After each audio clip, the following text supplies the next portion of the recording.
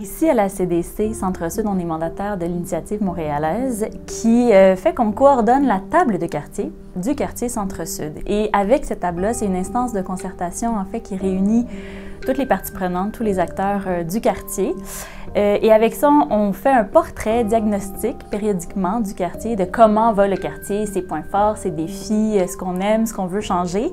Et à l'issue de ce portrait-là, ça nous alimente pour créer éventuellement un plan de quartier qui vient réunir toutes les idées, toutes les aspirations, les changements souhaités, mais aussi les projets en développement que le quartier veut porter collectivement pour améliorer les conditions de vie des citoyens et citoyennes qui résident ici dans le Centre-Sud. Bien, le travail collectif des chantiers, des chantiers d'alimentation, c'est vraiment intéressant. Ça rassemble autant des organismes du quartier que les résidents du quartier. Puis on s'assemble pour vraiment échanger sur plein d'idées et les besoins et les rêves de tout le monde pour le quartier. C'est vraiment un moment spécial pour écouter, en tant qu'organisme, écouter les voix des citoyens pour comprendre mieux qu'est-ce qu'ils ont besoin, si l'offre communautaire répond à leurs besoins, à leurs idées, prendre leurs idées aussi, puis essayer d'en faire quelque chose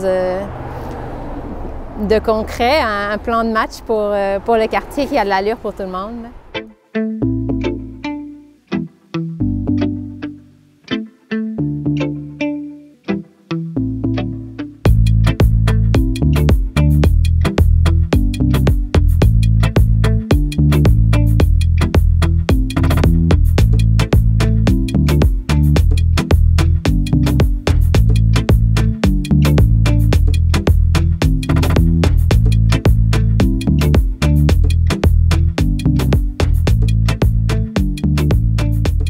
C'est sûr que nous, comme organisme, comité logement, on est très impliqués, c'est notre mandat principal, mais on souhaite que l'appui à nos demandes soit partagé par la communauté, parce que ça donne beaucoup plus de poids à nos prises de position. Donc, c'est pour ça que nous, on s'investit beaucoup dans les démarches de quartier, parce qu'on pense que ça a un impact, ça peut avoir un impact à moyen long terme là, important.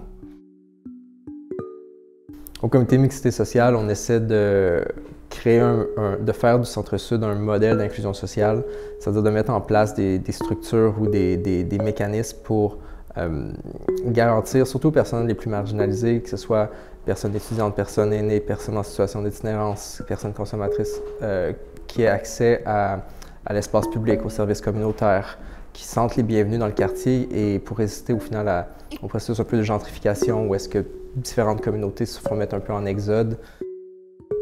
En fait, la force du travail collectif, notamment dans ce cas-là, c'est de pouvoir rechercher différentes perspectives, de confronter les points de vue et en confrontant, on enrichit.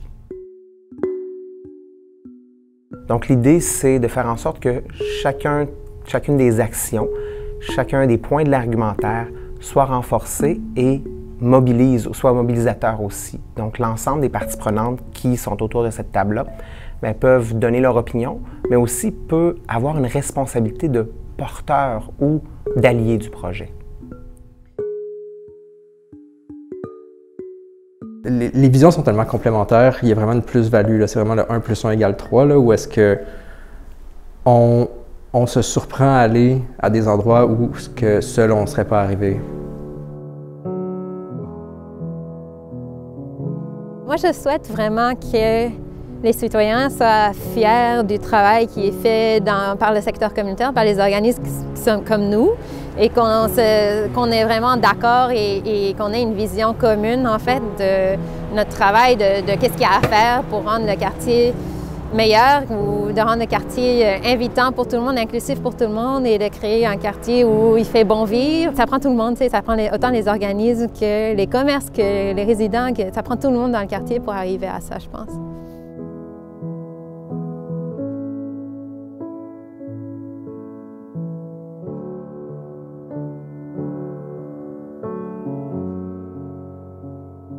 En fait, ce qui est intéressant, c'est qu'on a vraiment passé d'idées assez larges, assez floues, assez théoriques, à quelque chose de plus en plus concret. Donc vraiment le principe d'entonnoir. Et chacune de ces actions-là, on est capable vraiment de commencer à cibler qui fait quoi ou qu'est-ce qu'on pourrait faire. Donc, on est dans un rêve, mais dans la concrétisation du rêve. Et je pense que c'est ça qui est le plus beau du chantier, c'est littéralement, on passe des plans à la construction de la maison.